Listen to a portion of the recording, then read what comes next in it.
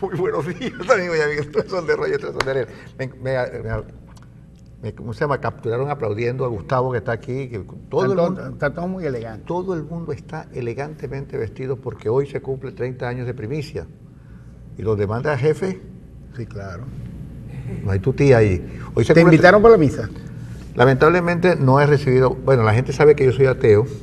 Y por supuesto no me han invitado. Entonces, por eso fue que Goya intuyó que no sí, tenía que Goya, invitar. que es la que está pasando las invitaciones, dice, no voy a invitar a gente porque él no es hombre de misa.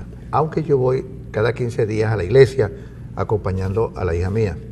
Pero voy a pararme a sentarme. Párate, papi, siéntate, párate, siéntate. Entonces, pero bueno, felicitaciones a Guido Briceño. 30 años no es fácil. No, se dice fácil 30 años.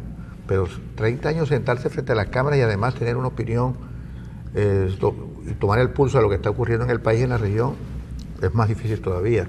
Así que felicitaciones a Guido Briceño y a su programa de 30 años. Espero que cuando nosotros cumplamos 30 años, por supuesto ya Guido se ha muerto, y entonces...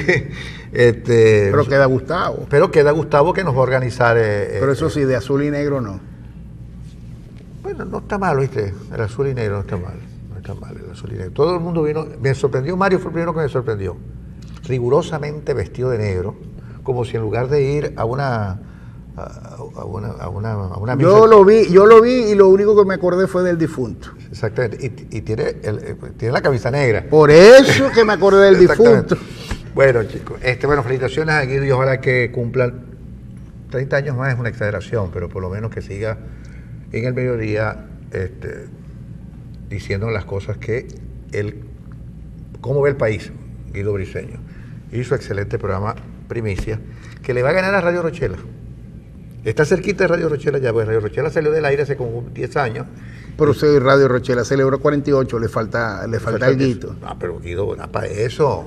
No, yo no digo que no. Yo no digo que no va a dar, que claro que va a dar, para eso y para mucho más, sí. Pero le falta alguito, le faltan 18. Sí. No, pero el programa de opinión es el que tiene más tiempo en la televisión de Venezuela.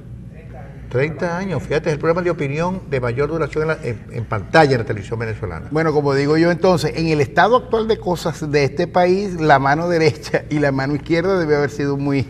Sí. Se deben haber movido muy bien, ¿no? Es más, superó al observador Criole. Al viejo observador Criole. Bueno. Chico, mencionaste de refilón, mencionaste dijiste, cuando hablaste de la misa, ya me acordé, cuando hablaste de la misa, y quiero aprovechar la circunstancia de que hablaste de la misa y me acordé del Papa Francisco. Y me acordé del Papa Francisco en estos días es porque en algo inusual en los papas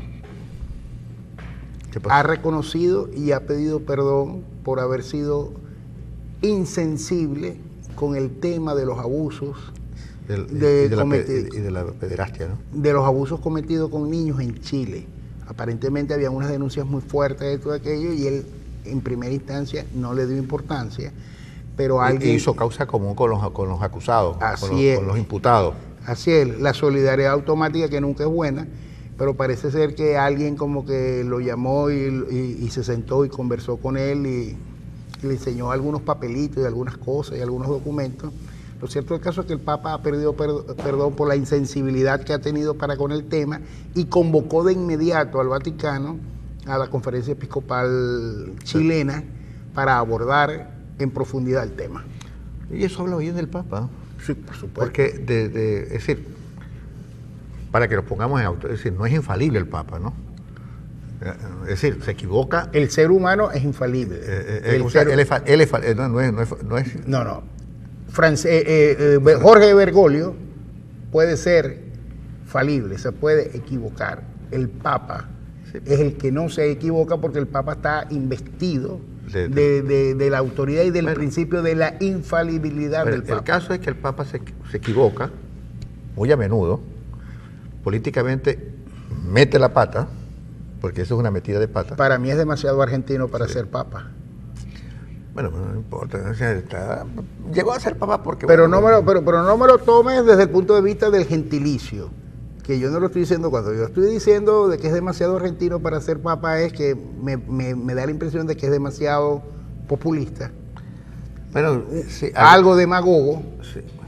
Sí, todas esas cosas las reúne Francisco, el Papa, pero el hecho de que diga públicamente, oye, me equivoqué, vale, bueno, disculpe, claro. mire, perdonen por la insensibilidad que tuve cuando dije que, ¿cómo se llama el padre? Barros, creo que es Barros. De momento se me escapa.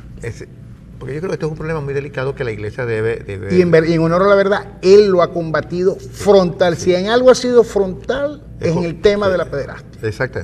Esos son temas que la iglesia debe afrontar. La iglesia cometió muchos errores en estos 2000 y tantos años y debe reconocer algunos que ha cometido con consecuencias sobre terceros demasiado terribles. Así que aplaudamos al Papa esta vez, que dejó ver realmente su lado más humano. Oye, vale, me equivoqué. Realmente, en estos días también detuvieron en el propio Vaticano un sacerdote que tenía algunas funciones importantes en la Santa Sede. Lo detuvieron porque lo estaban investigando y le lograron probar y conseguir en su computadora incontables imágenes de pornografía infantil. Sí, pues, increíble. Imagínate, no se puede consentir ese tipo de cosas. Bueno, volvamos a lo terrenal, ¿no? Porque, bueno, son cosas muy lejanas, muy altas, las cosas del Papa. Faltan 5 domingos para las elecciones, ¿verdad? Sí, 38 días, ¿no? 5 domingos faltan, creo.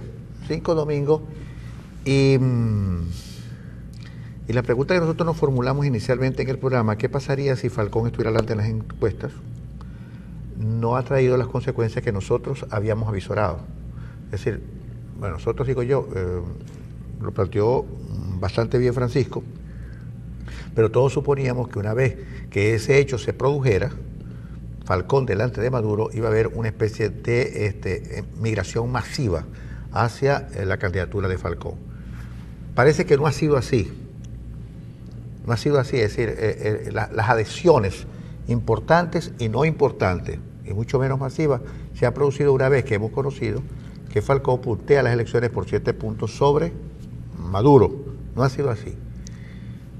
Y todo parece indicar que la última cosa importante que tiene Falcón para asirse, para tener una propuesta más o menos ciertamente combativa, se puede llamar así, es Capriles, quien no ha dicho todavía nada, absolutamente nada, por ahora, aunque Marquina sí habló y le dijo algunas cositas a Capriles. Hay algunas ciertas informaciones que apuntan a señalar que Enrique Capriles pudiera estar apoyando directa o indirectamente la opción Falcón. De todas maneras, el discurso de Marquina ya implica cierta incomodidad dentro de Primero Justicia en relación a la candidatura de Falcón.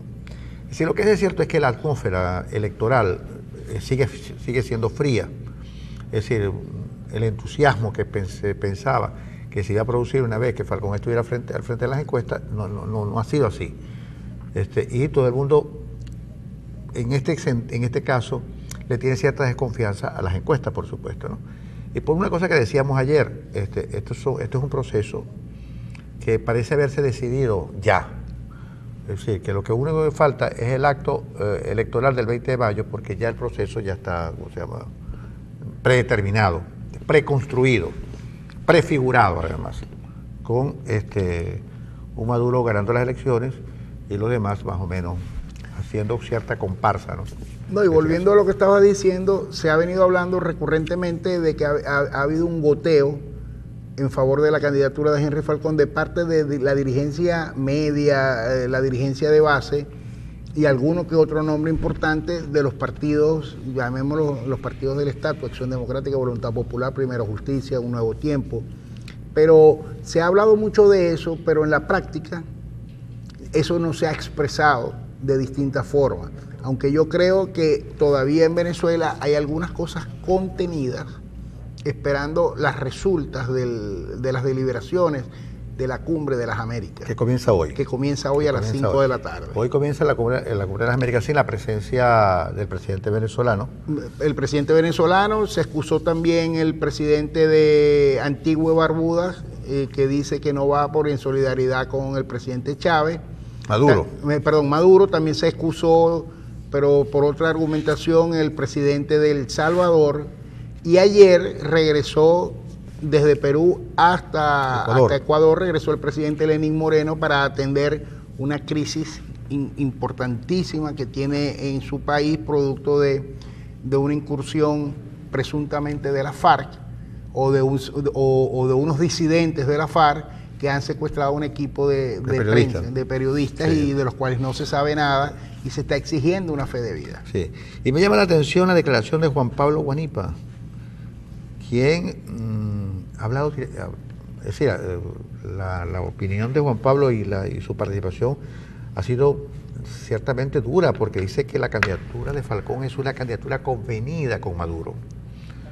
Es decir, se ha dicho mucho eso, pero que lo diga un dirigente, en este caso Guanipa, que es el gobernador electo pero defenestrado por la Asamblea Nacional Constituyente del Zulia, es la primera vez que yo leo una declaración en la que se acusa a Falcón de haber convenido por debajo de la mesa su candidatura con Maduro. Y me llama la atención porque se ha dicho siempre que la renuncia de Juan Pablo Guanipa a juramentarse ante la Asamblea Nacional Constituyente fue una idea que no surgió de Juan Pablo, sino de Capriles, ¿no? Y esta declaración de Juan Pablo pone a Capriles en un dilema, porque corta las posibilidades de que él llame al partido a apoyar a Falcón en las próximas elecciones, ¿no? Sí. Así que, mira, las cosas se han endurecido más bien. Se han endurecido. Y una noticia, ustedes dirán que nosotros somos demasiado reiterativos en esto, pero ayer el ministro Mota Domínguez dio una declaración donde dijo que todo ya estaba arreglado. Tan arreglado, pero además arreglado por el esfuerzo, por el trabajo esforzado de los trabajadores de Corpoelec. Y prácticamente había quedado suspendido. Pero en el sur occidente de Venezuela. Claro, pero ¿dónde está? Yo hasta ahora, a ver, es posible que yo no haya ido a esa clase de geografía de segundo grado, tercer grado, pero yo hasta ahora yo pensé que el Zulia era un estado occidental. Yo hasta ahora, pero hasta que Mota Domínguez dijo lo que dijo, yo siempre pensé que el Zulia estaba en el lado occidental del país, pero no es así. Y hoy me tengo una amargura, una angustia, porque de verdad que no sé dónde estamos parados. Yo veo el mapa y lo vuelvo a ver. Y seguimos estando en el occidente. Y en el mapa venezolano seguimos, a menos que Mota Domínguez piensa que nosotros somos un estado colombiano, el departamento colombiano, y resulta que estamos en el oriente colombiano, en el nororiente colombiano. Pero la verdad es que en el Zulia se siguen registrando apagones que son terribles. Ayer, para variar, la energía eléctrica se fue en toda la zona norte por lo menos 3 horas y media, en diferentes horas. 3 horas y media. Porque el programa, ¿cómo se llama? Los apagones programados por Corpoelec no se cumplen. Pueden durar 3 horas, pueden durar 4 horas, pueden durar 1 hora. A veces duran hasta 10 minutos. Se va y se viene la luz. Así. Bueno, te tengo una ampliación de esa información. Fíjate, el ministro Mota Domínguez dice que ya se resolvió la crisis en los estados del sur occidente, es decir, Táchira, Trujillo y Mérida, o sea, los estados andinos. Un gran esfuerzo de los trabajadores de Corpoelec y que ya se suspendían el plan de administración de carga para esos estados. Yo también, cuando leí el titular del sur occidente del país, yo dije, caramba, al fin, gracias a Dios. Pero no, cuando se lee la nota en detalle, te dice que el sur occidente es Táchira, Trujillo y Mérida, los estados andinos. Gracias al esfuerzo de los trabajadores de Corpoelec, se había reparado todo lo que había que repararse y se suspendía el plan de administración de carga. Y que iban a descansar esos trabajadores y que a partir de hoy viernes van a abordar la crisis eléctrica en el estado Zulia. Hoy está el ministro Mota Domínguez encabezando la cuadrilla que va a resolver el problema. Exactamente, acá en el Zulia, junto con el gobernador Omar Prieto, como dices tú, encabezando la cuadrilla que van a comenzar a reparar, a sustituir lo que haya que sustituir, para de aquí al domingo seguramente declarar que ya está resuelto el problema eléctrico en el Zulia y se acaba el plan de administración de carga. Pero ojalá sea así como él lo plantea y cuáles son sus intenciones. Pero el tema es que en los estados del suroccidente del país, Táchira, Trujillo y Mérida, ayer jueves, el flujo eléctrico se les comportó en las mismas condiciones que se les ha comportado los días anteriores. El ministro declaró eso el miércoles. Y el jueves, y ayer se fue la luz. Y ayer como si no hubiera pasado nada. Bueno, entonces se le agradece a Motado Domínguez que apriete bien las tuercas donde tiene que apretarlas, porque la verdad es que esto es un relajo, chico. Un verdadero relajo. La gente no sabía qué tenerse, porque no puede programar ni siquiera una ida al cine. Tú estás viendo tu película y de pronto se va la luz. Y después el cine no puede recuperar el asunto. Tengo amigos que en los bolsillos tienen varios tickets de películas que han ido a ver y les devuelven el ticket porque se les va la luz. Y están pendientes para alguna próxima función. Afortunadamente las empresas cinematográficas han sido solidarias, entonces ellos te dicen, bueno, ven cuando tú quieras.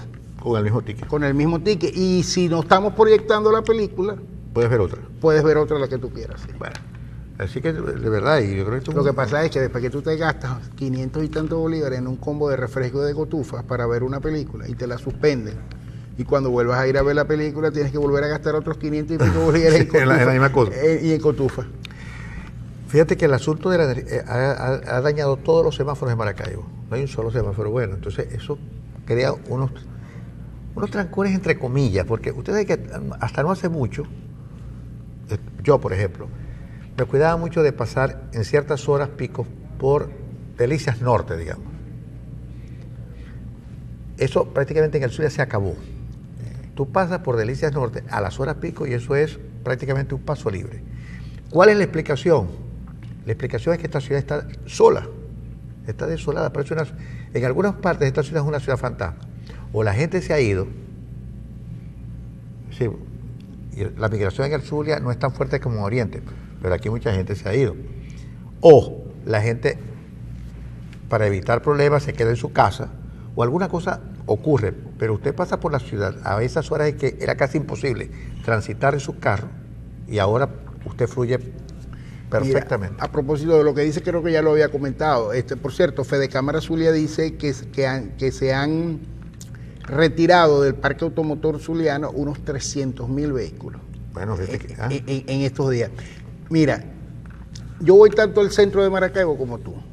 Tú vas a la Plaza Baral, pero yo voy a otras responsabilidades, generalmente en el Paseo Ciencia o en la Avenida Libertador. Bueno, yo he quedado sorprendido todos estos días porque horas pico, horas de regreso, horas en que todos los trabajadores confluyen, que utilizan el transporte público, que confluyen en el centro de Maracaibo, porque de ahí arrancan todas las rutas, bien sea hacia el sur o bien sea hacia el norte. En la Avenida Libertador y el Paseo Ciencia no hay carros prácticamente. Mira, un día como a las 4 o 5 de la tarde me paré en una esquina. En la esquina, lamentablemente yo no me sé los nombres de las calles, los confundo a veces, pero mira, en la esquina donde está la iglesia de Santa Bárbara, hay un vendedor de agua de coco. Y yo me paré ahí a tomarme un agua de coco, que está, por ejemplo, por cierto, a un precio muy solidario y solamente con efectivo. Y yo estaba parado allí y de pronto me entró temor. No había nadie. Miedo, porque es que no había en carro. Prácticamente 2 o 3 personas caminando por el Paseo Ciencia. Y después, a las 6 de la tarde, que yo estaba en el Centro de Arte de Maracaibo Lía Bermúdez, que iba a participar en un cineforo, salí afuera a preparar las ideas mientras me tocaba mi participación, y de pronto veo la Avenida Libertador sin vehículos particulares, sin transporte público. Los buhoneros que suelen plenar esa avenida no estaban, se habían ido. Pude ver en la Octananza, pude ver el lago, el malecón, esa belleza a la que le hemos dado la espalda siempre. Sí, bueno, es increíble, de verdad que sí. La situación de la ciudad es impresionante, porque Maracaibo es una ciudad bulliciosa, pero bulliciosa de verdad. Bueno, eso se acabó. Como se nos ha acabado también el buen humor. Andamos muchas veces irritados. ¿Y cómo nos vamos a andar irritados? ¿Cómo nos vamos a andar irritados si no hay transporte público, no hay electricidad? El problema de la inseguridad es que no hay efectivo. Un país donde no hay efectivo y una ciudad donde no hay efectivo como esta es una calamidad. Fíjate, el servicio doméstico, las personas que trabajan, también hay una crisis porque esas señoras necesitan cobrar en efectivo y no hay efectivo para pagarle. No están bancarizadas. Entonces es un lío. Obviamente han tenido que dejar de trabajar y han tenido que hacer otra cosa. Yo no sé qué pueden estar haciendo, pero no hay efectivo para pagarles. Y además de eso, ellas no tienen una tarjeta de débito, no están inscritas en ningún banco y por supuesto no pueden cobrar. Así que la crisis nuestra, estas son cosas banales, probablemente que no tengan que ver con lo más sustancial del país, que si la política monetaria. Hoy hay un artículo muy bueno, por cierto, de Rodrigo Cabeza, sobre los inconvenientes de dolarizar la economía, que es bien interesante. Y yo se lo recomiendo porque es la posición de un exministro de Economía. ¿En qué medio está? Yo lo tengo aquí, creo que él me lo hizo llegar, lo tengo en PDF. Entonces debe ser el artículo semanal que acostumbra publicar en el diario Panorama. Debe ser eso, obviamente. En el diario Panorama y que lo replican otros medios nacionales. Por cierto, en ese artículo del diario Panorama de la semana pasada, el exministro Rodrigo Cabeza criticó duramente la forma como se está llevando el proceso de conversión de la moneda. Bueno, en esta oportunidad haciendo eco de cuando le tocó a él preparar y llevar adelante, como se dijo en aquel entonces popularmente, coloquialmente, la eliminación de los 3 ceros. Y lo que me llama la atención es que el exministro Rodrigo Cabeza hace énfasis en algo de sentido común, que es que un proceso de reconversión de la moneda no se hace de un día para otro, claro, y que el proceso que él adelantó se tomó nada más y nada menos que 2 años de preparación, de información y de tener a todos los cabos atados para poderlo implementar, y que esto en 3 meses él lo cuestiona y dice que va directo al fracaso, sin decirlo con esas palabras, pero lo deja colar. El artículo se llama "Renunciar al Bolívar no es la opción". Y a propósito de que uno de los ganchos más importantes de la campaña de Falcón es precisamente la dolarización de la economía. Ricardo Hausmann también se pronunció en el caso y dice que tampoco es conveniente, aunque Francisco Rodríguez dice que el país le sale la dolarización. Pero yo les recomiendo el artículo de Cabezas, que es bien interesante. Yo de verdad que no opino en profundidad porque la narrativa económica, el discurso económico me es muy ajeno a mi verbalización normal. Pero sí te puedo decir es que para variar nos venden un producto y nos quieren hacer ver que ese producto se compra y se vende de la mañana para la tarde y al otro día se resuelven todos los problemas, y no es así, porque si bien es cierto que la economía venezolana está dolarizada prácticamente, los salarios no están dolarizados. Entonces, por ejemplo, le pregunto a la gente que anda diciendo, no a los conocedores del tema, sino al vulgo, al común de la gente que dice que es la salvación que se dolarice, yo pregunto que de dónde se va a sacar, dónde van a sacar, por ejemplo, los empresarios, de dónde va a sacar el país, la cantidad de dinero que se necesita para llevar, por ejemplo, un salario mínimo de $8, para llevarlo a $120. Eso no es, hoy ganas $8 y mañana vas a ganar $120, sino dónde están los bolívares que deben tener los empresarios, que debe tener el Estado para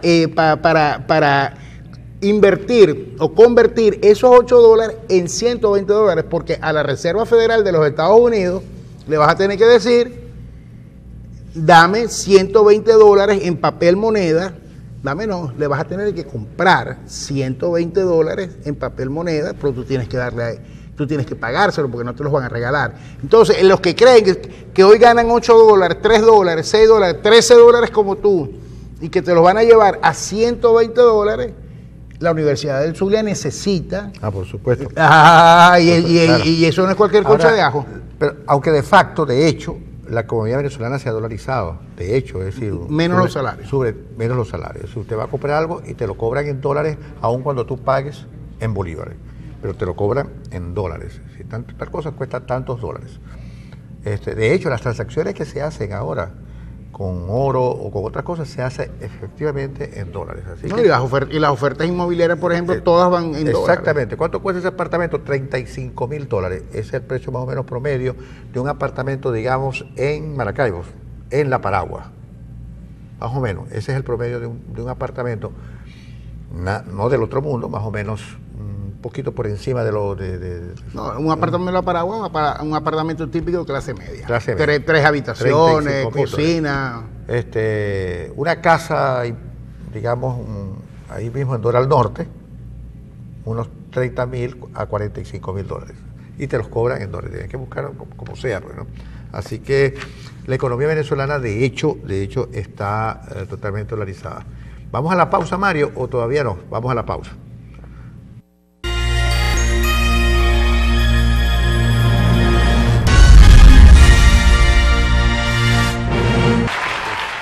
Ay, perdón. Y no es nada, que el hombre regresa como en una semana. O sea que el menú que te dejó... Mira, hemos dicho en un sinfín de cosas, de ocasiones, que el problema es que tú no puedes gobernar un país como este con mentiras o medias verdades.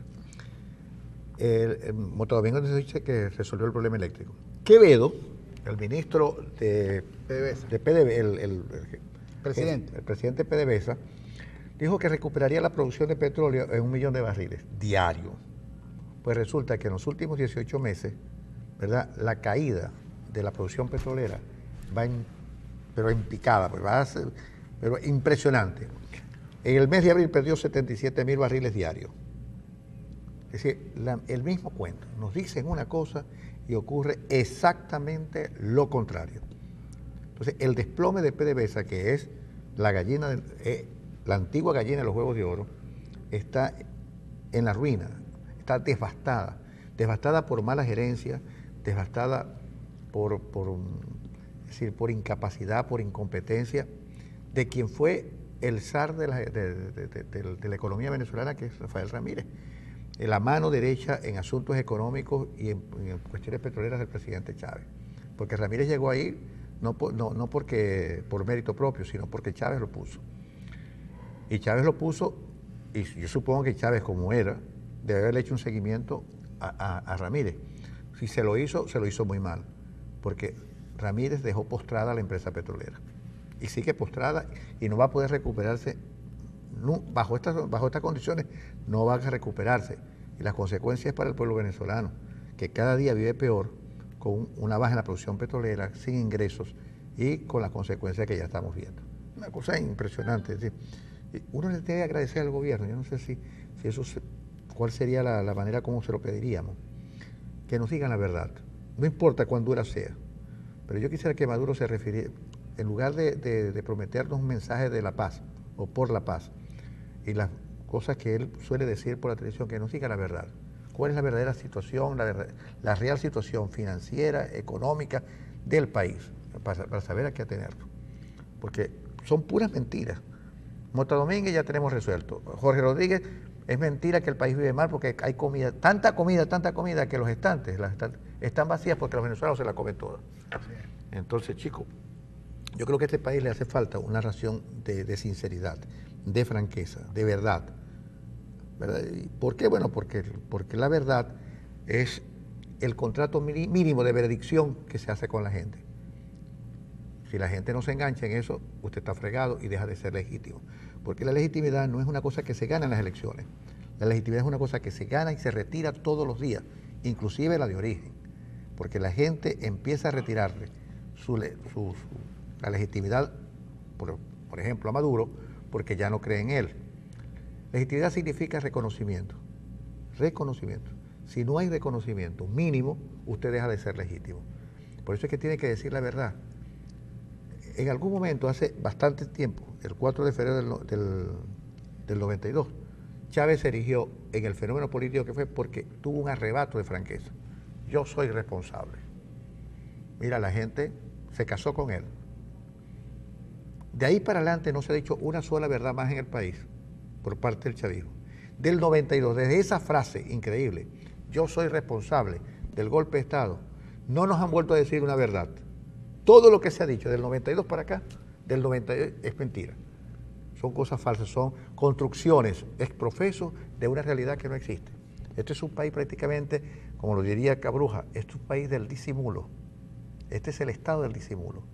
¿Por qué? Porque simula tener lo que no tiene y disimula no tener lo que realmente tiene. ¿Qué tenemos? Mira, pobreza, desabastecimiento, escasez, inflación, inseguridad. En lo que va de este año han habido 3.280 homicidios. En estas 14 semanas, es decir, no ha habido más. 3.280 homicidios. Imagínense ¿En Venezuela o en el Estados Unidos? En Venezuela. Ah, ok. En Venezuela. Imagínate tú, un país donde todos los días se mata gente, donde la violencia se ha banalizado, hasta el punto de que te matan para quitarte una franela de marca y resulta que no se la pueden poner porque el hueco que le han hecho de la puñalada es tan grande que no la puedes colocar. Y no solamente han sido años de mentira del 92 para acá, sino que años donde la única responsabilidad que se asumió fue: yo soy responsable del golpe de hoy. Sí. Pero de ahí en adelante, todo lo que ha ocurrido, todo lo malo que ha ocurrido en este país es culpa del otro. Exactamente. Es culpa del otro. De ellos no hacen ni siquiera el ejercicio, caramba, pero ¿seré yo el que me he equivocado en algo? No, para nada. Siempre es el otro el responsable de todos los males.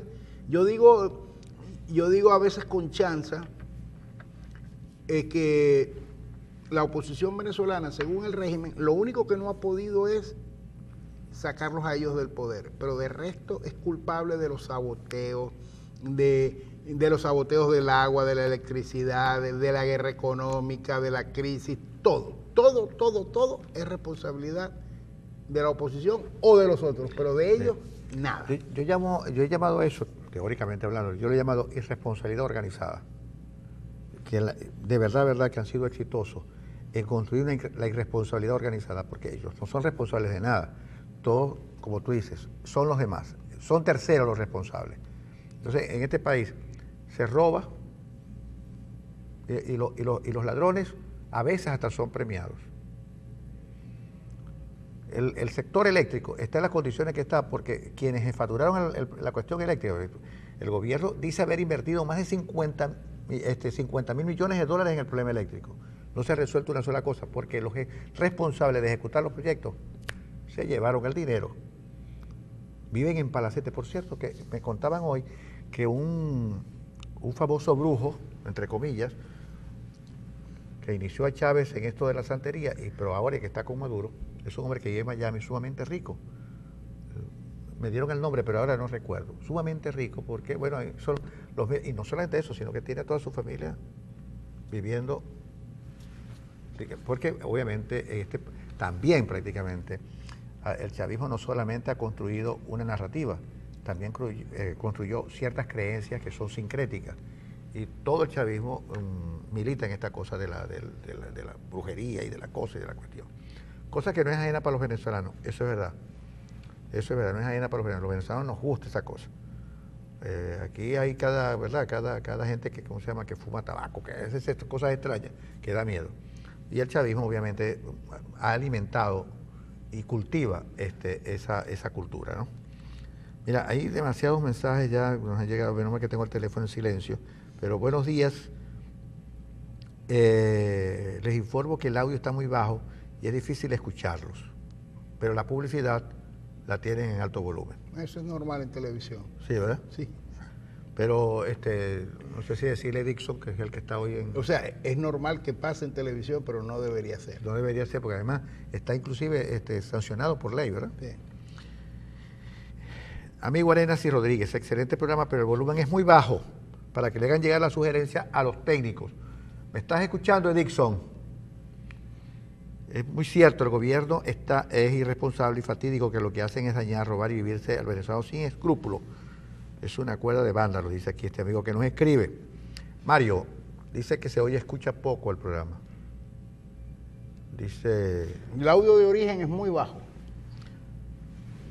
Mira, pero además es increíble. Buenos días, para escucharlo tengo que darle casi todo el volumen al televisor. Pero cuando viene la publicidad tengo que bajarle a la carrera. Bueno, aquí dice, la única solución para el país es dolarizar la economía. Aquí todo se basa en el dólar menos el sueldo. Eso ya lo dijimos. ¿Por qué tú no hablas de las cuentas multimillonarias que tiene Julio Borges en Panamá? ¿O lo vas a negar? Y de los 15 millones de dólares para la campaña de Capriles.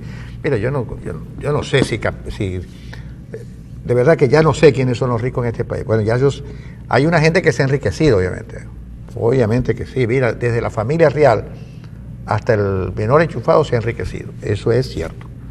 Ahora, que Julio Borges tenga cuenta en Panamá, lo ignoro, no sé, yo no le ando oliendo el fondillo a Julio Borges, y perdonen la expresión, no lo sé. Lo de Capriles, obviamente que a lo mejor Odebrecht le pasó la mano a Capriles, también eso pudiera ser cierto. A la campaña de Capriles. A la campaña de Capriles. Lo que sí es cierto es que el presidente de la República otorgó 11 millones de dólares a una... Que se sepa. Que se sepa, que es verdad, pues. Le dio un maletín con 11 millones de dólares, le dio un guardaespaldas para que se dé el dinero al aeropuerto y de eso no se ha dicho nada. Además, Odebrecht dice que dio 98 millones de dólares a Venezuela, al funcionario del gobierno, y 38 millones al señor presidente, y tampoco se dice nada. Ahora, si Capriles se quedó con 15 millones de Odebrecht, bueno, júzguenlo, investiguen, y si es verdad, bueno, métanlo preso, pero, ojo, investiguen también lo otro, no se queden tampoco con Capriles. Mire, hay una declaración jurada, lo he repetido muchas veces, hay una declaración jurada en el marco de la investigación judicial que se hizo en el proceso Lava Jato en Brasil, donde una altísima funcionaria, ella bajo juramento, dice: a mí me llamaron a Cancillería para entregarme, por orden del presidente Chávez, el canciller de entonces, Maduro, para entregarme 11 millones de dólares en efectivo, que como el volumen era tan grande y tan importante, hasta me ofrecieron seguridad desde Cancillería hasta el aeropuerto de Maiquetía para que yo tomara el avión. Eso está documentado en el proceso Lava Jato, y se dice también que hay aportes de Odebrecht a la campaña de Capriles, pero se dice porque no hay ningún funcionario del gobierno brasileño, ni siquiera de Odebrecht, con todo lo que han declarado y con todo lo que han expuesto dentro de ese mismo proceso, que diga en concreto eso de Capriles. Ahora, usted que está tan bien informado, que sabe que Capriles se quedó con 15 millones de dólares y que Julio Borges tiene las cuentas en Panamá, hágale el favor a Tarek Williams. A la fiscalía, claro. Hágale el favor a Tarek Williams y le aporta todo su conocimiento, toda su expertise y todas las pruebas documentales que usted tenga sobre el particular, para que la fiscalía lo va a recibir con alfombra roja porque lo anda buscando y no lo consigue. Así es. Mire, nos están sugiriendo que le diga al que coloca la música que ponga un videíto venezolano, porque ya está cansado de escuchar, lo dice un amigo, está cansado de escuchar música gringa, dice. El moderador del programa dijo algo parecido fuera de cámara también. Lo que pasa es que el musicalizador se fue de viaje y dejó la mancha musical, la dejó programada. Qué casualidad que tú no sabes nada. No sé nada de eso. Yo soy apenas un observador de esta cosa. Yo no ando averiguando cuentas, pero si usted tiene indicios de que Ramos Alú tiene empresas en los papeles de Panamá, que si Julio Borges tiene cuentas millonarias en Panamá, que si Capriles, haga llegar esos documentos a la fiscalía. Ya subió el volumen. Qué bueno. Así que hay muchos mensajes, Ronald. Mira, pasada la euforia de la decisión del Tribunal Supremo de Justicia en el exilio, donde inclusive como yo los llamo, los mismos de siempre, se apresuraron a exigirle al Tribunal, a la Asamblea Nacional, que ya de inmediato, que sin tener las pruebas en la mano, sin tener el documento emitido, ya tenían que comenzar el juicio, tenían que haber condenado a Maduro y tenían que haberlo mandado a meter preso. Las aguas se han ido tranquilizando, sobre todo porque los voceros calificados sobre el tema han ido poniendo poquito a poquito los puntos sobre las IES.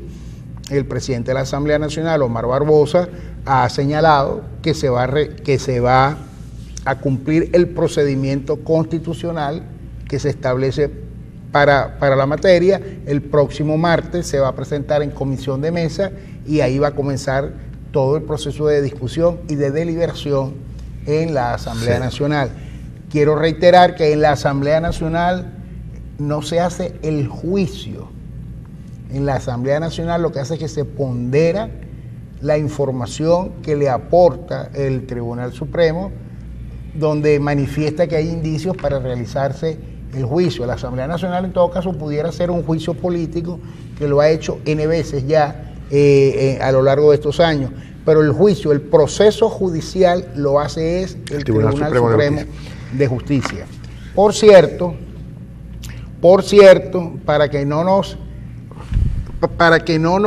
insuflemos de alegría y de entusiasmo antes, para que no querramos que amanezca más temprano, que amanezca más temprano, por más que nos levantemos más temprano, o porque el sol siempre va a salir más o menos a la misma hora. En la Asamblea Nacional disquisiciones van, disquisiciones vienen, pero todo se resuelve en una votación. Y la votación para ese tipo de acuerdo, de ese tipo de sentencia, es la mayoría calificada, las 2/3 partes del Parlamento Nacional. Y yo no estoy muy seguro, de que no tengamos, de que no se tengan, no es que no tengamos, de que no se tengan las 2/3 partes para autorizar el enjuiciamiento del presidente de la República, y es una cuestión matemática, simple.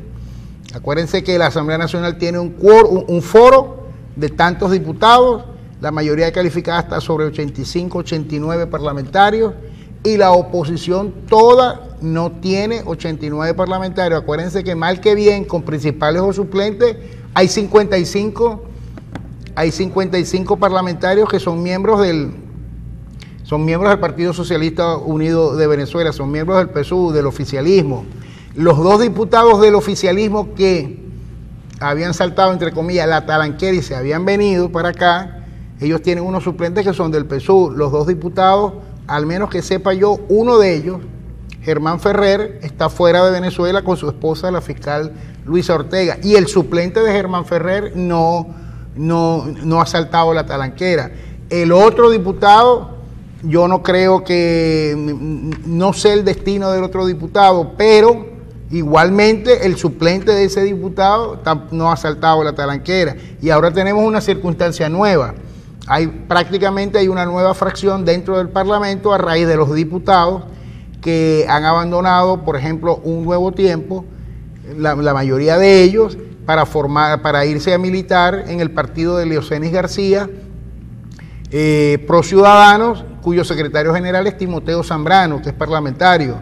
¿Qué actitud, qué rol van a jugar esos 10 parlamentarios de la fracción, entre comillas, de Pro Ciudadanos? En fin, no es soplar ni hacer botella. El debate hay que darlo y finalmente hay que ir a una votación, hay que persuadir, hay que sumar votos. Es decir, no crean que es un proceso tan fácil como lo están planteando, ni tampoco crean que es que están pactados, acordados en la Asamblea Nacional como un todo, sino que la Asamblea Nacional es un colectivo donde todo el mundo puede tener opiniones y todo el mundo las puede expresar, y eso se refleja finalmente después en una votación. Así que no se ilusionen ni se suiciden en primavera, sino simplemente tranquilidad y pausa. Sí, y también hay que agradecer a la gente que se opone a todo lo que hace la oposición y lo que hace la gente de la Asamblea Nacional, que no se adelanten a los acontecimientos, porque ayer Aristilleta Grancos ha dicho, ya reiterativamente en varios tweets, de que ya en la Asamblea Nacional hay gente que va a votar en contra de esa decisión, ¿no? Adelantándose, porque todavía no se ha convocado la cuestión, y lo que hemos escuchado... Es obvio que hay gente que va a votar en contra, los 55. No se refiere a la... No, porque como él se adelanta, yo le digo, sí, tiene razón. Hay 55 parlamentarios como mínimo que van a votar en contra. Ahora, el trabajo de los parlamentarios, ¿cuál es?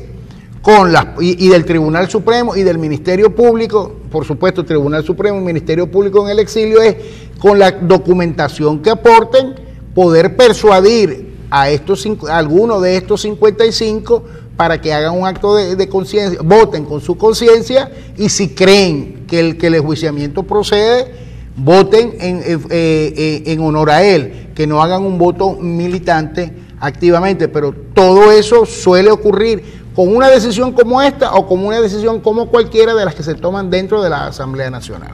Así es, bueno. Mira, Ipsos es una encuestadora peruana, hizo una encuesta para el comercio sobre liderazgo en América Latina. Lamentablemente, nuestro líder, el presidente Maduro, encabeza la lista con el 86% de los más repudiados. Le sigue Temer, 69%, Raúl Castro con 62% y Peña Nieto con 37%. Esa fue una encuesta que la hizo Ipsos para el comercio. Por cierto, Peña Nieto declaró ayer en un acto extremadamente de populismo, típico de países latinoamericanos en las últimas, y dijo y prometió y aseguró que la selección mexicana va a ganar el Mundial de Fútbol. Bueno, eso es igual que con nosotros, en el próximo Mundial sí vamos a ir. Y pasan los mundiales y pasan y siguen pasando, y Venezuela no va. Aunque fíjate, la selección femenina es muy buena. A la que más maltratamos es la que mejor se porta. Es muy buena realmente. Tiene una jugadora estrella que probablemente sea una de las mejores jugadoras del mundo, que es Daina Castellano, que es además de ser una preciosidad de mujer, es una excelente futbolista. Y bueno, aquí hay talento. Aquí hay talento para todo. Claro, y mucha de esa gente se ha ido del país, lamentablemente. Es decir, la diáspora venezolana es una de las tragedias más grandes que el país vive. Se nos ha ido, yo no sé si 4 millones de venezolanos viven en el exterior, y ese es el número realmente que se acerca a la realidad. Yo no sé si son 4, 3, 2 o 1. Lo que sí es cierto es que se ha producido una fuga de un excelente capital humano que hoy, mira... capital humano en el que el país mayoritariamente invirtió esfuerzo, tiempo, dinero. Claro, porque por supuesto un egresado de posgrado en Venezuela le costó dinero al Estado venezolano. Y ese cerebro salió del país para trabajarle a otra gente en otro país y construyendo en otro país. Y eso es lo lamentable. Que esa gente va a regresar. Mire, a pesar de que si las cosas cambian en Venezuela, yo dudo que mucha de esa gente regrese. Esa gente ha hecho familia, ha construido una vida en el extranjero. Ha pasado siempre. Los chilenos que salieron en el 73 de Chile, muy pocos han regresado. Mucha gente hizo familia en el extranjero. Igualmente va a ocurrir con la diáspora venezolana. Vamos a una pausa y regresamos.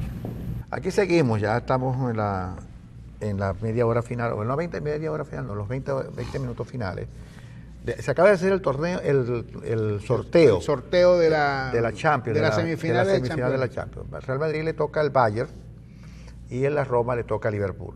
Debería ser la final Liverpool-Madrid. Debería ser la final, ¿no? Aunque el Bayern es un equipo de cuidado, pero el Real Madrid no pierde ese campeonato. Acuérdense ustedes que le ganó a la Juventus en un juego que todavía se está discutiendo mucho, porque un penalti que dice mucha gente que no vio, que no existió. El caso es que el Madrid hubiese ganado ese juego, porque ese penalti se anotó en el 98. No, en el 94. ¿En el 94? Fue en el 94 y algo, lo que pasa es que el partido se extendió hasta el 98. Hasta el 98. Es una cosa impresionante, ¿no? Es decir, que hayan dado tanta extensión, un partido que termina por lo general a los 93 minutos, cuando hay demasiados cambios, demasiadas cosas. Sí, pero no habían habido los cambios, no se justificaba. No se justificaba llevarlo hasta tanto tiempo. Pero bueno, ganó el Madrid. Lo importante es que el Madrid pasó a la semifinal con todo y lo que eso significó, de lo que usted puede pensar sobre el árbitro y todo lo demás. Precisamente por todo lo que significó, todo lo que se puede pensar del árbitro, que yo le perdí interés a esta Champions, en particular de la 2017-2018. ¿Sabes por qué, Ender? Porque yo lo único que estoy pidiendo es que, por vida de Dios, y esto es un llamado no al Real Madrid, no a Florentino Pérez, no a Sergio Ramos, esto es un llamado a la UEFA para que revisen el tema de los arbitrajes, porque no puede ser que el Real Madrid clasifique y gane los títulos que ha ganado siempre en tiempo de descuento, o sea, últimamente siempre en tiempo de descuento y con una jugada que se presta a la polémica. No hay forma ni manera de que el Real Madrid gane, clasifique o gane los títulos que va a ganar en el tiempo reglamentario, en los 90 minutos de un partido. No, siempre en los tiempos de descuento y con jugadas que se prestan a la polémica, a la confusión. Por eso es que ya yo le perdí, a él, por lo menos a esta temporada, le perdí el interés. Buenos días, soy el ingeniero José Luis González. Los posgrados no le cuestan al gobierno nada, porque muy bien yo pagué el mío y mi carrera de pregrado también, y el esfuerzo es del estudiante, así debe esforzarse el gobierno para mantenerse aquí en el país. Sí, es verdad, si usted pagó el posgrado, me parece bastante. Debe ser que lo hizo en una universidad. No, es que sí los pagan. Tú sabes que el posgrado de economía, por ejemplo, se paga. Claro que se paga, pero usted sabe que hay profesores, hay instalaciones, hay equipos, hay un montón de cosas que son puestas por el Estado, no por el gobierno, por el Estado. Son puestas por... Yo hice mi posgrado en México, la universidad me lo pagó. Y el doctorado, obviamente no me faltó la tesis por todo el problema que ha habido en lo personal y todo lo demás, me lo pagó igualmente la universidad, igual el doctorado. Entonces, obviamente hay cosas que no se ven. Si usted paga la matrícula, es posible que usted pague la matrícula.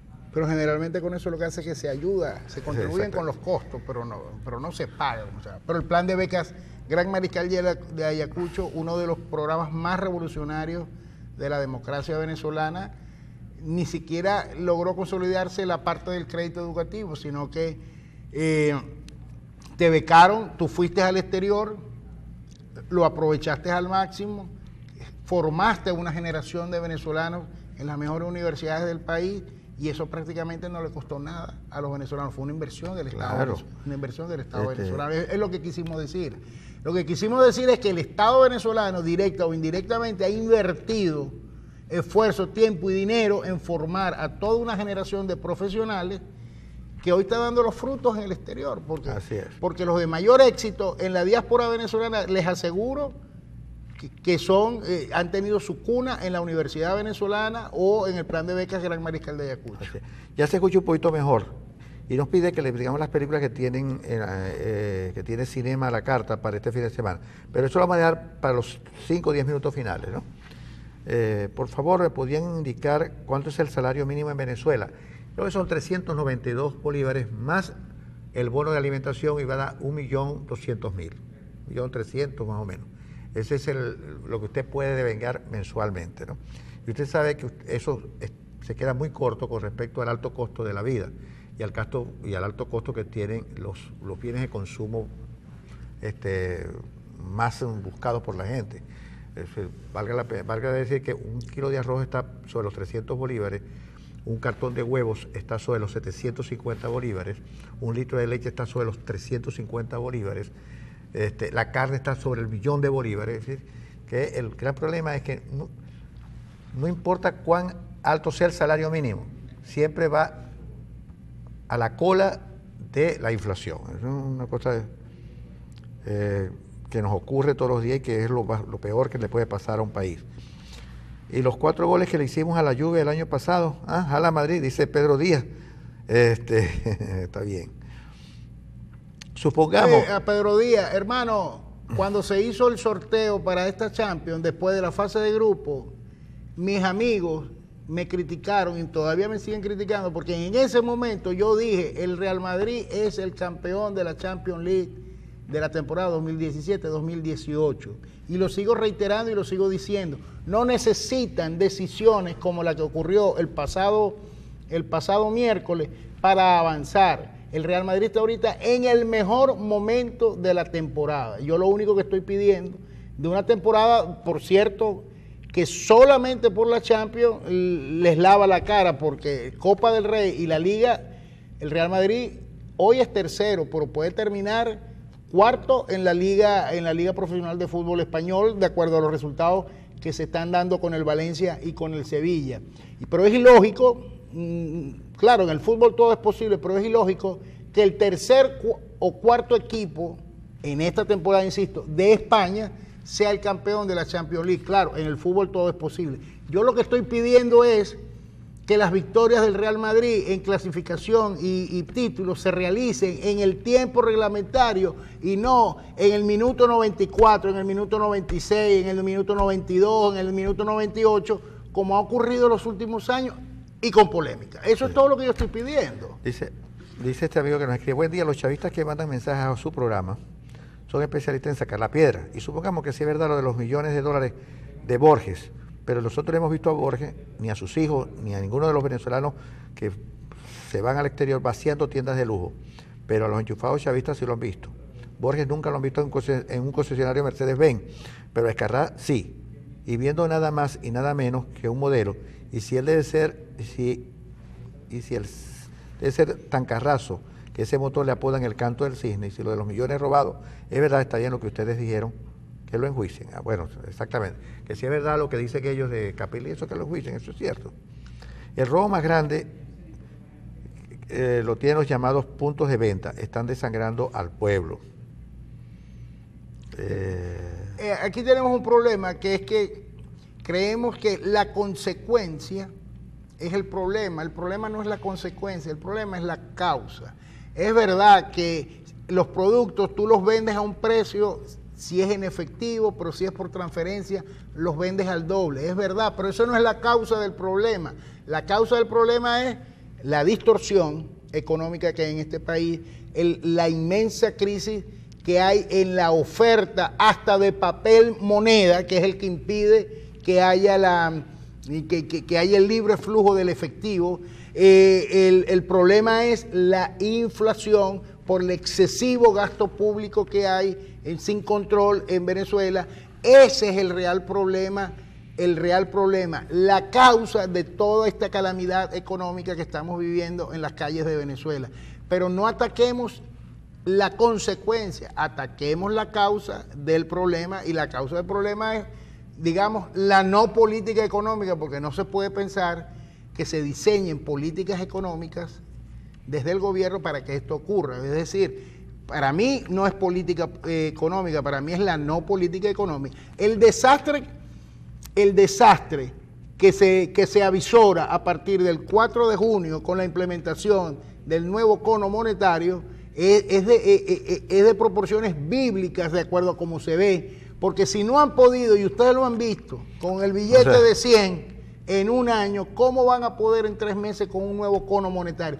Entonces, cuando ese desastre genere oportunidades de negocio en algunos, no sé cómo han resultado los bachaqueros, como han resultado quienes venden el efectivo, como han resultado quienes se aprovechan en los puntos de venta de estar cobrando comisiones por encima del precio real. Esas son consecuencias del verdadero problema real. Cuando eso se exprese en la máxima potencia a partir del 4 de junio, no le echen la culpa al quien trata de sobrevivir dentro de esa crisis. Échenle la culpa al quien generó la no política que permite ese desastre que se avisora, con proporciones bíblicas. Se los dije, hoy es 13 de abril de 2018. Oye, y no estoy descubriendo el agua tibia, por supuesto. Oye, hoy es 13 de abril. Yo no sé si, porque yo he leído la prensa por encima y hay poco recuerdo de lo que ocurrió el 13 de abril, como hubo poco recuerdo de lo que ocurrió el 11 de abril, que son momentos de parteaguas en el país. Es decir, son momentos en el que el país hizo un crujido, pues, para decirlo menos. Pero hay poca noticia hoy, ¿verdad?, del 13 de abril, que fue el día en que Chávez retornó al poder. Ni Últimas Noticias en su primera plana lo trae como cosa rara. Exactamente. Por cierto, hoy va a ser un día de mucha información y de mucha información y mucha contrainformación, y seguramente se va a empezar a rumorar cosas insólitas, absurdas, buscando distraer la atención, y que lejos de tener los ojos puestos en Perú y la Cumbre de las Américas, estemos convulsionados en las redes sociales, porque cayó un meteorito, porque un general muy conocido tomó Miraflores, ahora sí, o sea, hoy va a ser un día de muchas bolas que van y muchas bolas que vienen. Sea usted parte de la solución y no del problema. Es decir, no ruede las bolas que no están confirmadas. En otras palabras, no sea boludo. Y confíe la información de las fuentes autorizadas, las fuentes serias, que todo el mundo sabe, quiénes son y dónde están. Aquí no se va a dar un golpe de Estado.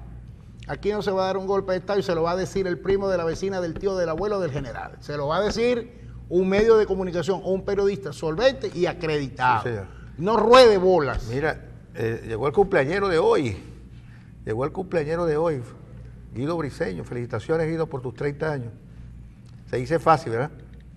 Se dice fácil, pero te ves igualito a como cuando empezó el programa. O sea que empezaste viejo. Buenos días. ¿Cómo estás? Guido Briceño, que cumple 30 años el día de hoy y que hay una misa. Tú sabes que, buenos días, ¿cómo estás? Que hay un planteamiento que se está haciendo, y es que han descubierto que, no sé ustedes, no sé Francisco, quizás por la ausencia le atenúa la culpa, pero que ustedes han cometido fortísimos pecados. Sí. Entonces, la encomienda es que deben estar en la misa ahí para recibir la bendición. Y el pecado de la carne. La absolución, que no está garantizada. Mira, 30 años se dice fácil, Guido. Vamos a aprovechar estos 2 minuticos para que nos diga. 30 años. ¿Se escucha? No importa, se escucha, sí. Sí, se escucha. 30 años se dice fácil, pero oye, es difícil mantener un programa tanto tiempo en la televisora regional, sobre todo. Sí. Bueno, la propia existencia de la televisión regional ya es un reto. Exacto, sí. Sí. ¿Por qué el empresario regional le cuesta tanto invertir en televisión regional, Guido? Bueno, el asunto es que en el caso del Zulia, nosotros somos muy regionalistas en la retórica, ¿no? De la boca para afuera. Sí. Tú tienes que ir a lugares donde realmente se practica como cultura el regionalismo, no como una enfermedad, sino un asunto donde se preservan los aspectos culturales de protección, de solidaridad. Hay lugares muy identificados, España, Colombia, en fin, donde el regionalismo es un concepto, es un modo de ser muy positivo, ¿no? Y se protege. Aquí y no se trata de, bueno, vamos a regalarle a la gente. Lo correcto es que, en este caso de los medios, hagan su esfuerzo. Y eso está relacionado con que, bueno, nosotros tenemos que tener contenidos que tengan un número importante de gente que los vea, y esos números, esas personas que ven la programación, son posibles clientes de la gente, porque los medios de comunicación dependen de la publicidad, y los medios de comunicación son el oxígeno que permite la transmisión de esa información, el conocimiento de lo que ocurre, la crítica oportuna, la defensa de aspectos muy importantes que tienen que ver con la comunidad, con las instituciones, e incluso, pues, como dice, la crítica. Cuando alguien en una institución no está haciendo lo adecuado, el medio es el que suele hacer eso. Pero mucha gente, en este caso algunos empresarios, o más bien muchos empresarios, se olvidan de eso, entonces hacen tiros al aire. Y bueno, vamos a hacer tal cosa, pero no tiene, aquí no hay una estrategia. Yo recuerdo, Ender, disculpen que los haya invadido así, hace unos 20 y tantos años, 27 por ahí, había una crisis con los ganaderos. Yo le decía a los dirigentes de la época, ustedes tienen que crear un fondo para producir comunicación que tenga que ver con lo que ustedes hacen, porque hay que ver lo que significa levantarse todos los días, estar pendiente todos los días, porque las vacas hay que ordeñarlas todos los días, algunas veces más de una vez, generalmente más de una vez al día. Y bueno, en ese momento los problemas eran los normales, ahora están multiplicados porque hay muchísimos males. Pero bueno, no, nosotros producimos la leche, la carne, lo demás es problema del Estado. Entonces, en esa dejadez, tú dejas un espacio y se conforma una opinión pública por inercia.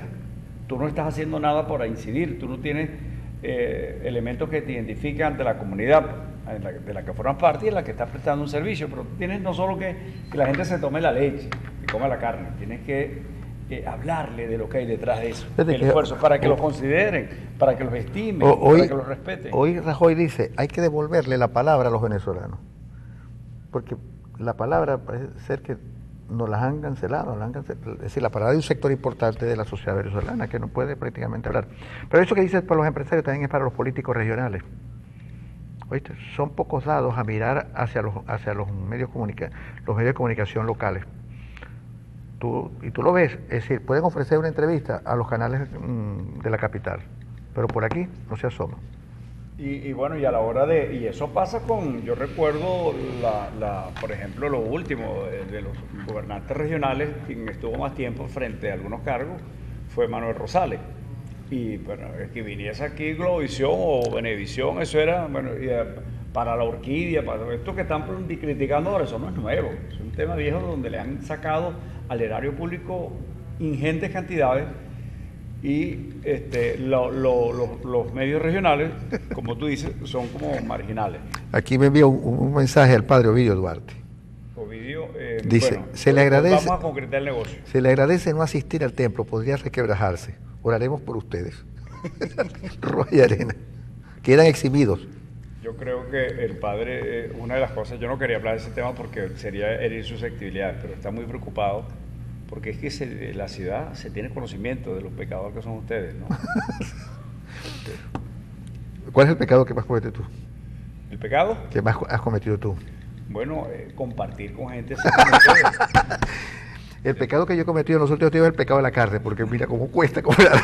Cómo cuesta comprarla. Bueno, chicos, realmente, bueno, Entonces nos vemos ahora en la misa. muchas gracias, Guido, por acercarte por acá y bueno, te reiteramos las felicitaciones y que sigas en el programa 30 años más. Bueno, pero quiero insistir en eso, mira, y tenemos que insistir en eso, en las redes, etcétera. Hay que decirle a nuestros empresarios que si no hay medios de comunicación libres, no hay sistemas, no hay procesos, no hay instituciones, no hay garantías, no hay país, no hay libertades, y los medios de comunicación son las células, y los medios de comunicación, el oxígeno que reciben, la única manera que sean libres, independientes, es que la empresa privada crea en eso, porque cuando ese medio le da a la gobernación, la alcaldía, todo el presupuesto que depende de ellos, los mediatizan, porque esa es la tendencia. Hay que estar, cuando están en la acera enfrente, le caen a palo, a piedra, contra el sistema, el establishment, qué sé yo, pero cuando forman parte, llegan al gobierno, entonces hacen todo lo contrario a lo que se criticaba. Es una tendencia por ello, el asunto del balance de las instituciones y como los poderes, que debe ser contrapeso. En este caso, los medios de comunicación son esa garantía. Esas personas que empiezan, pero ¿quién nos defiende? Y el agua que no llega, y la electricidad, y los problemas, o en fin, o este asunto que tú comentabas. Mire, yo quisiera preguntarle a los dirigentes del Zulia, vamos a hablar del Zulia, ¿cuántos de ellos serían tales? Sí, los medios. Si hubiese existido, por ejemplo, niños cantores de televisión, no los veían, no los conocían. La televisión tiene una magia especial y con respeto a todos los medios que son importantes, pero entonces estas cosas, yo creo que aquí tiene que producirse una discusión para revisarnos en un ocultamiento sincero, honesto, en qué hemos fallado y en qué seguimos fallando, ¿no? Estas cosas son importantes.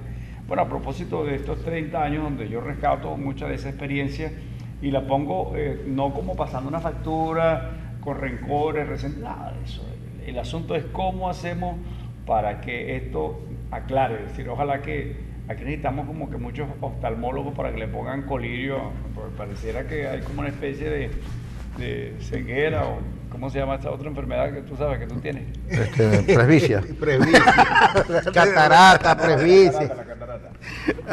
Bueno, Miopía. Bueno, Guido, muchas gracias. Mario, que tú eres el dueño del canal, pero... ¿Viste Mario que Ovidio le trajo un traje a la medida? Claro, ese es el que va a llevar para... O sea que hoy se va a anunciar formalmente cuál es estamos desde hace tiempo en una discusión, si la iglesia tiene un canal o el canal tiene una iglesia. Hoy lo vamos a dilucidar. Hoy. No pasa de hoy. Bueno, ojalá que sea el canal que tenga la iglesia. Pues hasta lunes. Hasta